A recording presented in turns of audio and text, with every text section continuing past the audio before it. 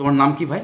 রিতম দত্ত। আচ্ছা, তোমার সমস্যা কি ছিল? আমার সমস্যা ছিল এই বুক জ্বালা করতো, খাওয়ার ঠিকঠাক হজম হতো না, খাওয়ার মুখে বেরিয়ে আসতো, গ্যাস হয়ে যেত।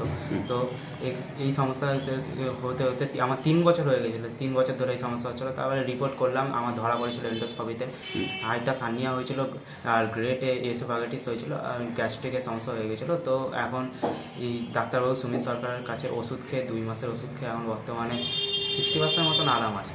আচ্ছা, তোমার এটা 3 বছর ধরে চিকিৎসা করিয়েছিলে? হ্যাঁ। 3 বছর করে চিকিৎসা করার পর এটা কি অ্যালোপ্যাথি করেছিল না হোমিওপ্যাথি? হ্যাঁ, হোমিওপ্যাথিও করেছিলাম, অ্যালোপ্যাথিও করেছিলাম, কোনো সমস্যা মিলছিল না। তারপরে রিপোর্ট করা হয়েছিল, তখন ধরা পড়লো। তো হ্যাঁ। এখানে সুমিত সরকারের কাছে ওষুধ খেয়ে এখন সুস্থ আছি বর্তমানে। আচ্ছা, তুমি ক মাসের চিকিৎসা করালে ডাক্তার সুমিত সরকারের কাছে? হ্যাঁ, 2 মাসের। 2 মাসের চিকিৎসা করিয়েছো, হোমিওপ্যাথিক চিকিৎসা করিয়েছো, এবং তাতে তুমি 60%-এর মতন আরাম আছো, মানে আগে থেকে তুমি ভালো হ্যাঁ। ফল পেয়েছো। আচ্ছা, তুমি আনন্দিত? হ্যাঁ। আচ্ছা, ঠিক আছে, ধন্যবাদ তোমাকে।